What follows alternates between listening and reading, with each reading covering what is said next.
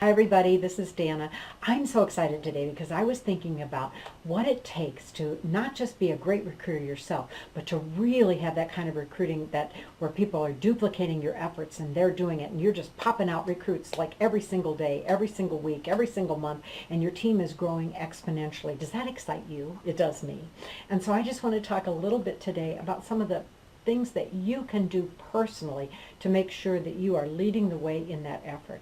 And it really comes down to a checklist of things to ask yourself every single week. And I'm going to give you some thought starters on that, but I want you to do a deep dive too, because you know your business better than I do. You know what it's going to take for you to make sure that you are leading the way with the correct activities and behaviors and those high value activities that are going to bring recruiting to you, because you know, if you're a leader, that the recruits just don't walk in and come to you. There's no such thing as attraction marketing. You have to put some effort into it. You can't just say, oh well, I am who I am, so they'll all want to join you. No, it takes effort and it takes intention.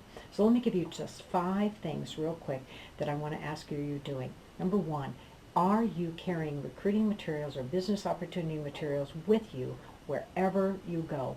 Every place that you go, are they in your car? Do you have them with you? Do you have them on your person? That's something that I think an intentional recruiter does.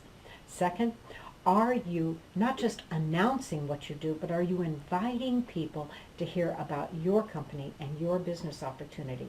You know, there's a very big difference then, well, I just love my job selling blah, blah, blah, versus, I love what I'm doing and I would love to invite you to sit down and take a look at it. Hear the difference?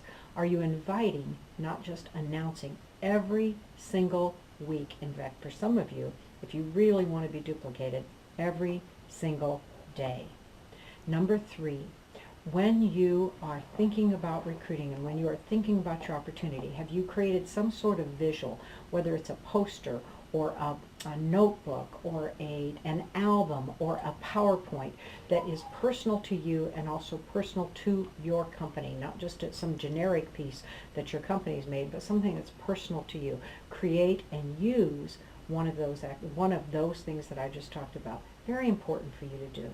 Number 4, have you developed a social media strategy?